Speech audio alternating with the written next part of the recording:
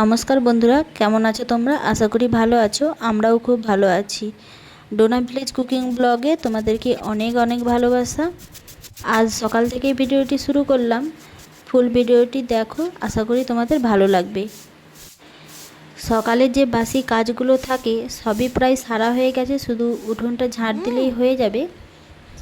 আর ছেলেদিকে সকালে ঘুম থেকে উঠে নিজে নিজে ব্রাশ করে নিচ্ছে। এই যে দিদি আনছে জল, ধর। তোমরা দেখো গাছটিতে কত পরিমাণ পেঁপে ধরেছে।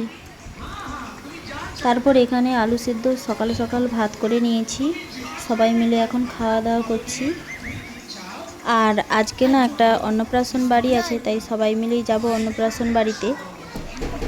বাড়িতে না অল্প পরিমাণে মুড়ি আছে, তাই সকালে ভাত রান্না করে খাওয়া হচ্ছে।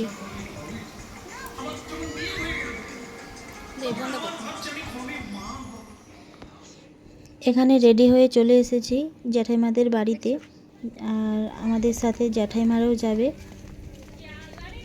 আজকে স্কুল ছুটি আছে, সেই জন্য মেয়েও খুব খুশি, আর আমাদের সাথে মেয়েও যাচ্ছে।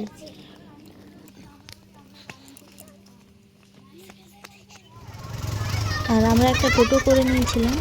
টোটোতে যেতে যেতে দেখলাম রাস্তাতে মুসলমানদের কি একটা পরব হচ্ছে, সেই জন্য গোটা রাস্তায় ভিড়। আর আমাদের যেমন শ্রাবণ মাসে জল ঢালানোর সময় রাস্তাতে রাস্তাতে খাবার দেওয়া হয়, সেই রকমই মুসলিমদেরও খাবার দেওয়া হচ্ছে রাস্তাতে রাস্তাতে।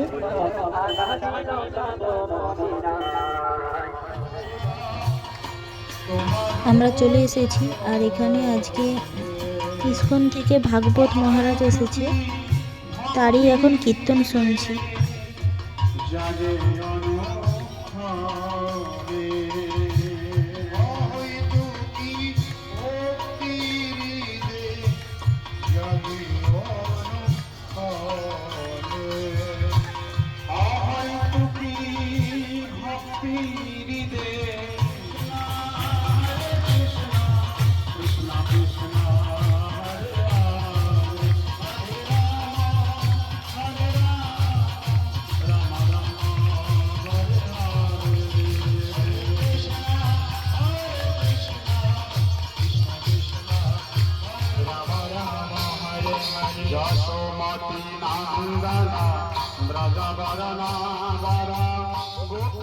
দেখি তারপরে আমরা অনুষ্ঠান বাড়ি থেকে বাড়ি চলে এসেছি, এখন বাজে 4টার মতো। আর এখানে আমার ছেলে আর আমার জায়ের মেয়ে খেলছে দুজনে একসাথে। আর বকবে ওদের ঘরে।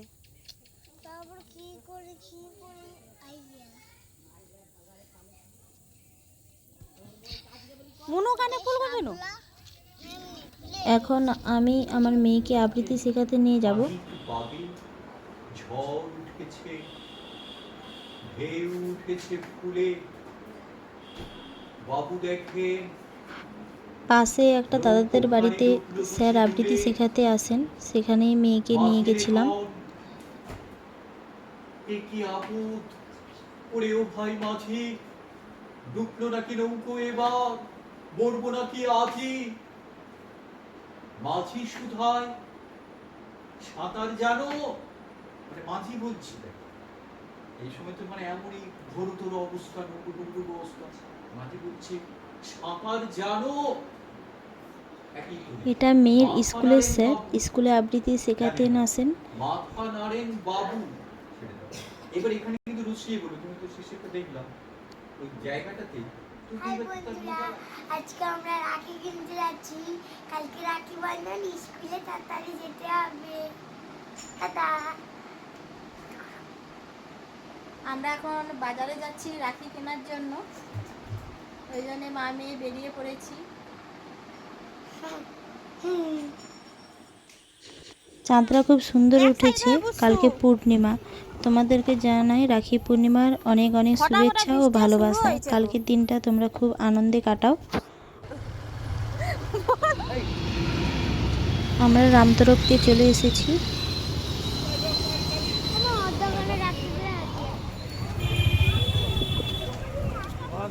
সবার প্রথমে চলে এসেছি দাদু নিরামিষ চপের দোকানে, আর বেশি একটু দেরি হয়ে গেলে দাদুর দোকানে চপ থাকে না। এই বৃহস্পতিবার, সেই জন্য নিরামিষই চপ নিতে এসেছি। 5 টাকারই হবে।